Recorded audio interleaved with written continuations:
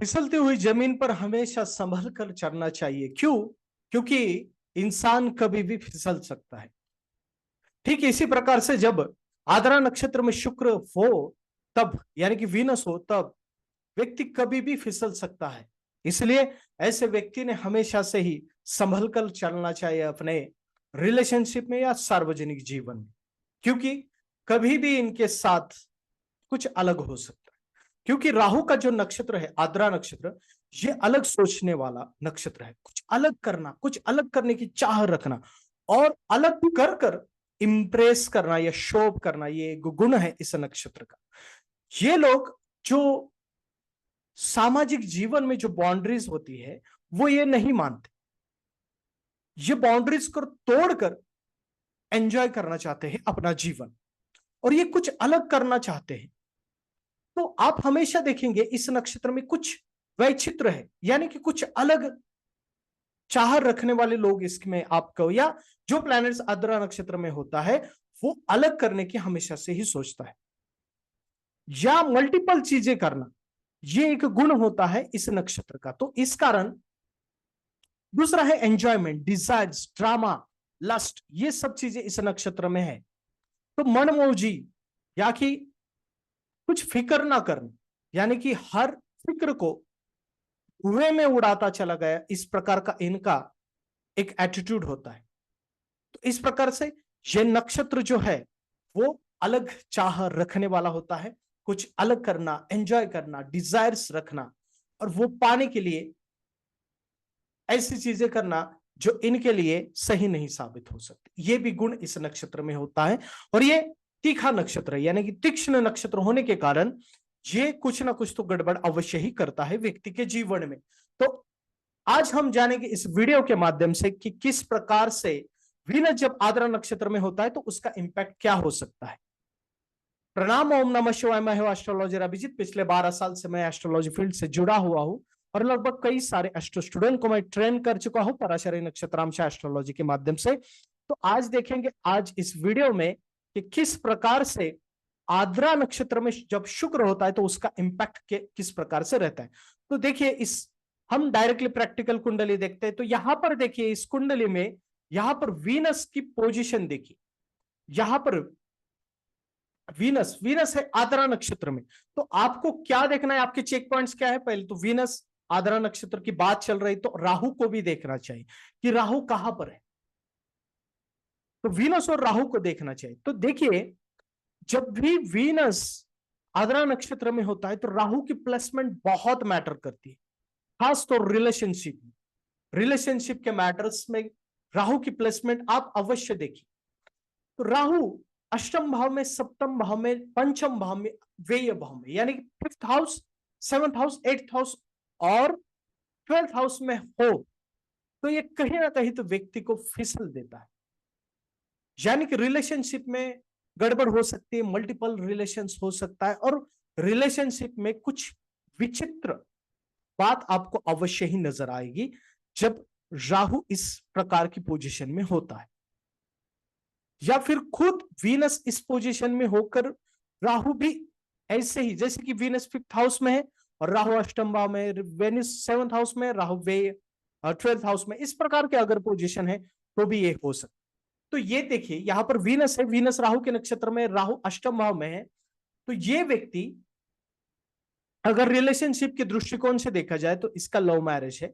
Love marriage होने के बाद भी ये एक व्यक्ति के प्यार में फिसल जाता है। यानी कि एक लड़की थी जिसकी उम्र 17 साल थी और उसको ये भगा के लेके गया, तो बहुत सारा इश्यू हुआ, पुलिस के मैटर्स थे, और ये अच्छे खानदान से था, इनका रेपुटेशन भी अच्छा था, लेकिन फिर भी ये सब चीजें हुई। क्यों? देखिए, वीनस आद्रा नक्षत्र में, राहु अष्टम भाव में, एक वैचित्र आपको यहां पर दिखने को मिल सकता है। जैसे पहला लव मैरिज है, मल्टीपल रिलेशंस, तो किसी और से प्यार हो गया फिर उसके बाद, और वो भी जो लड़की अभी मैच्योर एज में नहीं है उस लड़की के साथ। तो इस कारणवश बहुत सारी चीजें हुई, केसेस भी हुई, और ये इस व्यक्ति को बहुत हार्मफुल भी रहा इसके करियर में। तो आप यहां पर D60 को भी देखिए, जैसे D60 में देखिए Venus Saturn, okay, Venus Saturn और अष्टम भाव में है, तो डेफिनेटली ये इंपैक्ट जो है वो ज्यादा क्रिएट होता है ऐसे मैटर्स में और ऐसे प्लैनेटरी पोजीशन में। तो नेक्स्ट कुंडली हम देखते हैं, जैसे कि अगर यहां पर देखिए, ये तो काफी इंटरेस्टिंग केस है। यहां पर देखिए, यहां पर वीनस है लग्न भाव में और आद्रा नक्षत्र में, और राहु है फोर्थ हाउस में। वीनस की पोजीशन को यहां पर आप नोट डाउन कीजिए, वीनस जुपिटर के साथ तो है ही, यानी कि सेवंथ लॉर्ड, और ठीक वीनस के आगे सैटर्न और सन है, और ठीक वीनस के पीछे मार्स है, यानी कि पाप कर्तरी योगा में है। तो इस कारणवश इस व्यक्ति के साथ, ये एक लड़की की कुंडली, मल्टीपल रिलेशंस हुए, प्री मैरिटल बहुत ज्यादा मल्टीपल रिलेशंस हुए, और प्री मैरिटल प्रेगनेंसी भी शिकार हुई ये व्यक्ति, प्री मैरिटल प्रेगनेंसी की, और जिस कारण इस व्यक्ति के जीवन में बहुत सारी तकलीफें आए, स्ट्रगल झेलना पड़ा। तो ये देखिए कि फिसलन जो है आपको यहां से पता चलेगी, और जो अलगता है ये भी आपको यहां से पता चलेगी। फिर आप यहां पर D60 को देखिए, अगर आप यहां पर D60 को देखेंगे, जैसे D60 यहां पर देखिए, वीनस है 12th हाउस में, और उसका कनेक्शन देखिए, यानी कि वीनस के साथ होने वाले योग देखिए, वीनस केतु, और ठीक उसके समसप्तक योगा में, ठीक उसके साथ उसके सामने मार्स और राहु, यानी कि वीनस यहां पर और ठीक उसके सामने मार्स और राहु। ये जो एस्पेक्ट है, यानी कि वीनस केतु मार्स और राहु के जखड़ में आ गया है, इन्फ्लुएंस में है, तो डेफिनेटली ये कहीं ना कहीं तो ये चीज इंक्रीज होती है बहुत ज्यादा पैमाने पर, और ठीक ये एनर्जी कहीं ना कहीं तो लग्न के जो वीनस है उसमें ट्रांसफर हो ही जाती है। इस कारण इस कुंडली को देखिए, वीनस आद्रा नक्षत्र में, तो ये इस व्यक्ति के साथ इसके जीवन में हुआ, और जिस कारण इस व्यक्ति के जीवन में बहुत सारा इंपैक्ट भी रहा। तो अगली कुंडली को देखते हैं। तो प्रैक्टिकली देखिए आप कि किस प्रकार से देखना चाहिए। जो वैचित्र है, जो अलग सोच है, कुछ अलग होता है, वैचित्र होता है, मल्टीपल रिलेशंस होते हैं ऐसे व्यक्ति की, लस्ट होता है और डिजायर्स होते हैं, ड्रामा होते हैं, यानी कि जो आद्रा नक्षत्र है वो आर्ट भी बहुत अच्छी देता है, कलाएं भी बहुत अच्छी देता है, लेकिन ये लोग अपने आप को संभल नहीं पाते। ये देखिए, यहां पर वीनस नहीं है आद्रा नक्षत्र में, लेकिन फिफ्थ लॉर्ड आद्रा नक्षत्र में है सैटर्न। तो ये व्यक्ति का लव मैरिज हुआ, इंटरकास्ट, अलग था, अलग है, कुछ अलग। तो इस प्रकार से, तो इस प्रकार से आप देख सकते हैं, कुंडलियों का अध्ययन भी कर सकते हैं। नेक्स्ट कुंडली लेते हैं। ये देखिए, ये इंटरेस्टिंग केस है। यहां पर वीनस देखिए, वीनस आद्रा नक्षत्र में और राहु सेवंथ हाउस में है। तो इस व्यक्ति के जीवन में बहुत ही अलग हुआ, मल्टीपल रिलेशंस हुए, फिर मैरिज हुई, फिर डाइवोर्स हुआ, और फिर एक रिलेशनशिप हुई, और फिर इंटर रिलीजियन मैरिज, जो कि रिलीजन बहुत ही अलग है ऐसे व्यक्ति के साथ फिर इसने शादी की, और जो बहुत सारी रिलेशनशिप में बहुत सारे उतार चढ़ाव, जिस कारण बहुत सारी तकलीफें इस व्यक्ति को झेलनी पड़ी अपने जीवन में।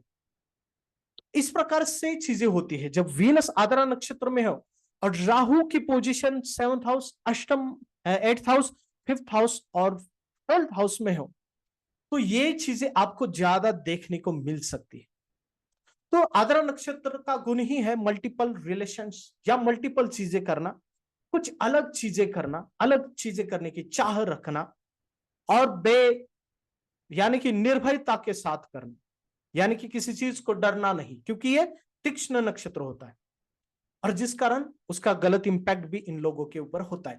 तो इस प्रकार से आप देखिए, जैसे अगर आपको एक चीज का देखना है, तो जैसे टेंथ लॉर्ड अगर आद्रा नक्षत्र में है, तो ऐसे लोगों का इनकम सोर्स डिफरेंट होता है, यानी कि मल्टीपल सोर्स से इनको इनकम हो सकता है, मल्टीपल जॉब भी कर सकते हैं, या ये हमेशा जॉब चेंज भी कर सकते हैं।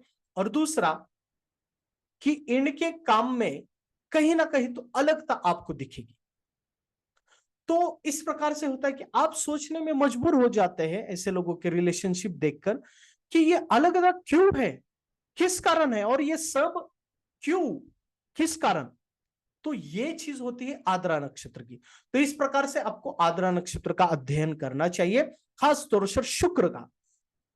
और जो भी नक्षत्र मैंने और भी चीज आपको कही कि जो प्लैनेट्स आद्रा नक्षत्र में होता है वो अलगता दिखाता है। और एक बात, आद्रा नक्षत्र कलाएं देता है, आर्ट भी देता है, ऐसी आर्ट देता है जो बहुत अलग हो, यूनिक हो। तो ये देखिए, ये माधुरी दीक्षित जी की कुंडली है। तो इनके कुंडली में लग्नेश वीनस आद्रा नक्षत्र में है। तो आप उनकी कला से तो भली भांति परिचित है। इनका डांस, इनकी एक्टिंग अनपैरेलल है, जो कोई भी इनके साथ कंपटीशन नहीं कर सकता, यूनिक है। इनका डांस तो यूनिक है और ये डांस के लिए माहिर भी है। वीनस, लग्नेश वीनस आद्रा नक्षत्र में इनके एक्सप्रेशन भी आपको बहुत ही अलग दिखाई देंगे। तो ये होता है आद्रा नक्षत्र का कमाल। तो इस प्रकार से आपको आद्रा नक्षत्र को देखना चाहिए। तो आज हमने देखा वीनस आद्रा नक्षत्र में। तो बस कुछ चीजें याद रखिए। आप राहु को भी देखिए, राहु 8th हाउस में है, 7th हाउस में, 5th हाउस में, 12th हाउस में। इसका एनालिसिस कीजिए, आपको कुछ मल्टीपल रिलेशंस या मल्टीपल चीजें देखने को मिल सकती है। कुछ वैचित्र दिखाई दे सकता है, कुछ अलग सोच दिखाई दे सकती है, एंजॉयमेंट करने की आदत आपको मिलेगी, और बिंदास मनमौजी एटीट्यूड इन लोगों का होता है। तो इस प्रकार से है राहु का ये नक्षत्र। आप इसे देखिए, इंप्लीमेंट कीजिए, और इस विषय को आप बेहतर तरीके से समझिए। आज के लिए बस इतना ही। ऐसे ही अच्छे अच्छे विषयों के लिए सब्सक्राइब कीजिए। फिर मिलते हैं किसी अच्छे विषय को लेकर। प्रणाम। ओम नमः शिवाय।